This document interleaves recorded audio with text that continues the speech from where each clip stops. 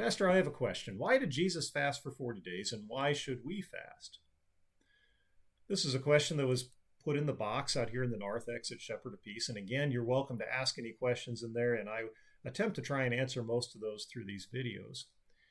So the fact is that fasting, while never commanded in the scriptures, is nonetheless somewhat expected, quite honestly. Jesus, in fact, says in Matthew chapter 6, "And when you fast, do not look gloomy like the hypocrites, for they disfigure their faces that their fasting may be seen by others." So Jesus says there, when you fast. So he doesn't ever say you must fast, but he says when you fast, do it like this. Okay? So, and the point is that we don't fast to make a show of it. If we do fast, it's for our own spiritual benefit. It's a spiritual exercise. Luther, in the fourth question on the sacrament of the altar in the Catechism, says, in answering the question, who receives this sacrament worthily, he says, fasting and bodily preparation are certainly fine outward training. That's what fasting is. It's outward training. It's training our body. And what fasting does is it trains our body not to constantly be looking for the next meal, but it trains our body to confidently trust that God will provide for all of our needs of body and soul. And it also helps focus us on the more important of those two things, which is to focus on the needs of the soul. And so sometimes we may abstain from eating to remind us that we are mortal, that we are dependent upon God's mercy, that we are dependent upon His good gifts of daily bread, which includes the food that we eat. And so sometimes we're going to refrain from those things in a way to heighten our awareness of our dependence upon God and His grace and mercy. So why should we fast? Well, it's, as I said, it's part of that bodily training that Luther talks about. It teaches our stomach that our stomach is not the boss, that we decide when we eat, that we are not controlled by the impulses of this world. So much of our lives are filled with our impulses that we constantly, instantly want to gratify them, including our hunger. And this teaches us discipline, to discipline our bodies, that we indeed will get everything that we need, that we will not be starved. God will not allow us to perish in that way. So why 40 days? Why does Jesus fast 40 days? Well, think about that number 40 in the scriptures. Usually that number is associated with some type of redemptive act of God. You think of the 40 days and nights that it rained while Noah and his family and all the animals were on the ark.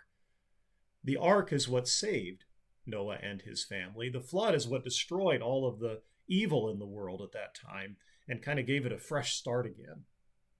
How many years did Israel wander in the wilderness? 40 years. 40 years they wandered in the wilderness. And what was the purpose of that wilderness wandering? Well, it was to prepare the people to enter the promised land. And indeed, part of the focus of that 40 years of wandering was that God was eliminating those who were showing themselves to be openly rebellious toward Him. He was bringing in a new generation of Israelites, a faithful generation of Israelites into the promised land. And the Israelites suffered hunger in the wilderness. And that's probably the most direct correlation we can get to Jesus fasting for 40 days. One day for each of the 40 years that the Israelites wandered in the wilderness, for they experienced hunger during that time. They experienced need, and they were taught by God in the wilderness that they depended only upon Him for all that they needed. And so Jesus is disciplining Himself, setting us an example that we ought to follow, that we should also discipline our bodies, teaching them that God indeed does provide for all of our needs. Now, that doesn't mean you should go out and fast for 40 days. I don't recommend that at all. In fact, I think you would probably find yourself very, very sick if you did not eat at all for 40 days. However, it is worth our considering to employ this spiritual exercise. You could start by doing this. One thing that is very common in the church is to fast before going to the sacrament on Sunday. So, no eating from Saturday night all the way until after you come to the Lord's house and eat and drink the body and blood of Christ. Because again, that teaches us the most important food that we can take in is the body and blood of Christ. And so we leave ourselves open and ready to receive those gifts. And then after that happens, then we satisfy our stomach and we eat those things that we want to eat. We have lunch with our family. We feast, in other words, afterward. So we feast, first of all, for our souls on the body and blood of Christ, and then we feast on the food that God has given us for our everyday meals. When it comes to a longer period of time, like Lent, the 40 days of Lent, these obviously mirror those 40 days of Jesus in the wilderness. We can fast during that time as well, maybe omitting one of the meals there and using that time that we would have been eating to instead spend it in prayer and the study of God's Word, using that money that we would have used on food instead to give to the poor. So fasting is a good spiritual discipline. Nowhere are we commanded when or that we should fast, but it is nonetheless a good spiritual discipline, one that comes with several examples in the Scriptures, and one that we as Christians would do well to emulate.